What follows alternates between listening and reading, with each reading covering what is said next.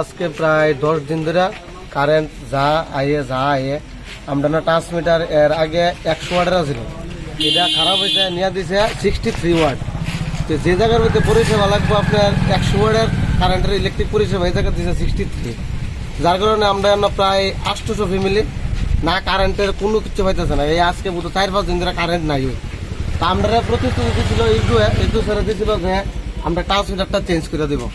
আজকে 3-4 দিন আগে দিছে, আজ পর্যন্ত কোনো না যোগাযোগ না কোনো কিছু, যার কারণে আজকে আমরা পশ্চিমবঙ্গ এলাকাবাসী সবাই মিলে ইলেকট্রিক অফিসে তালা লাগাইছি। আজকে যতক্ষণ না আয়ে আমরা ইলেকট্রিক পরিষেবা যতক্ষণ মানে সুস্থ না চালু নয় ততক্ষণ ধরে হয়ে থাকবে। বিদ্যুৎ দপ্তরের তরফ থেকে আপনারা কি আশা পেয়েছেন? আশা দিচ্ছে যে আজ থেকে 3 দিন আগে তো দিছে যে এই জায়গা থেকে দেখতে আইছে যে আলাদা ফেস করে দিব, দিয়ে সেটা পুরোটা চালু করে দিব। তো এই উৎসব আগামীতে এই যে 19 জ্যৈষ্ঠ লোকনাথ উৎসব চালু হয়েছে আমার, এই উৎসবের কারণে আমরা এতদিন আসা যাওয়া করতে আছি, কোনো কিছুই নেই। তা আজকে যার কারণে আমরা বাধ্য এলাকা সবাই মিলে ইলেকট্রিক অফিস তালা দিছি, এই দোয়া আইতেছে না। এটা কোন অফিস? এটা লাগা অফিস টিলা কারেন্টের অফিস পালপাড়া। অফিস নেই।